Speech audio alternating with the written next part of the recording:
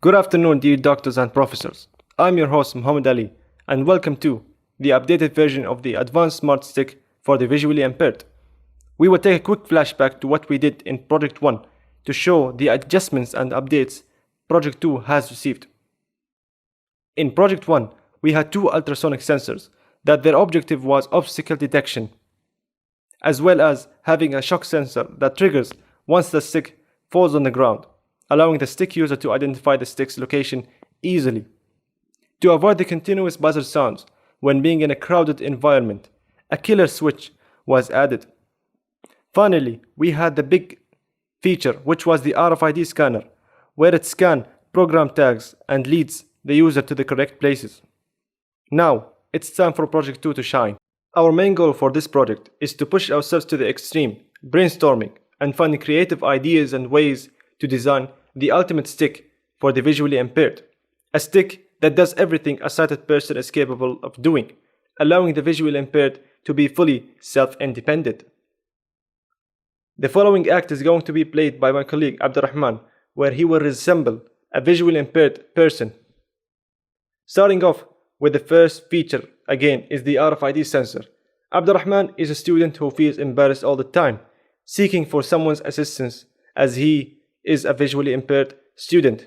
Well, with using the Advanced Smart Stick for the visually impaired, that wouldn't be a problem, dear Abdurrahman. With the RFID scanner, the tag content will be displayed on the software application using text and speech. Lab C2. Abdurrahman will now join the lecture safely. It's the end of the lecture and Abdurrahman is now leaving and also feeling thirsty, hoping he can get the correct banknote to process the payment. For that, an artificial intelligence camera lens under the name of Husky lens was used to identify the object in front of the camera. The banknotes were programmed and also stored and can be displayed on the software. For this case, Abdurrahman needs 5 dirhams. The artificial intelligence will immediately inform Abdurrahman that he is passing 10 dirhams instead of 5, as we can see from the video. Abdurrahman now recognizes that he showed a 10 and not 5 dirhams. Abdurrahman now walks away, and as you can see, a spoiled liquid is on the ground with a caution sign. To inform Abdurrahman, a water sensor has been used to indicate a spoiled liquid, resulting in triggering sound buzzer. Next, we have the facial recognition, also performed by the Husky lens.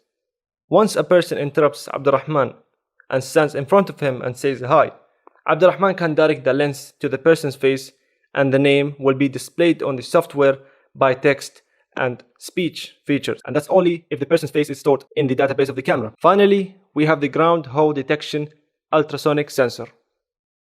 After testing the stick at the Emirates Association of the Visually Impaired, we noticed a visually impaired person using a manual stick coming down a stairs. So we got the idea of adding a third ultrasonic sensor that detects ground holes and also low grounds.